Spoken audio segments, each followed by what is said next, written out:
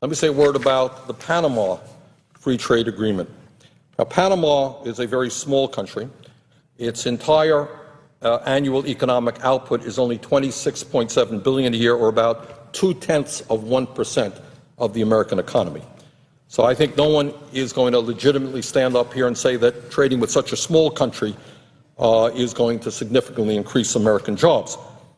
Then why would we? Why would we be considering a trade agreement with Panama? What's going on there? Well, it turns out, Mr. President, that Panama is a world leader when it comes to allowing wealthy Americans and large corporations to evade U.S. taxes by stashing their cash in offshore tax havens. And the Panama Free Trade Agreement would make this bad situation much worse. As I'm a member of the Budget Committee, as you are, Mr. President, and we have heard testimony time and time again that our country is losing up to $100 billion every year as corporations stash their money in postal addresses in the Cayman Islands, Bermuda, and in Panama. And this trade agreement makes that situation even worse. According to Citizens for Tax Justice, quote, "A tax haven has one of three characteristics. It has no income tax or a very low-rate income tax.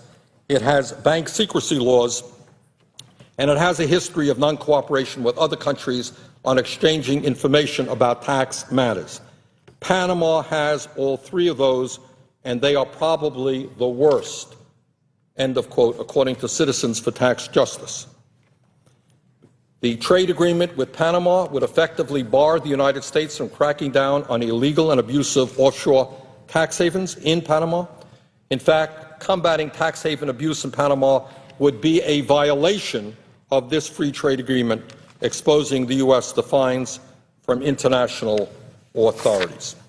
Well, at a time when we have a $14 trillion plus national debt, and at a time when we are frantically figuring out ways to try to lower our deficit, some of us believe that it is a good idea to do away with all of these tax havens by which the wealthy and large corporations stash their money abroad and avoid paying U.S. taxes.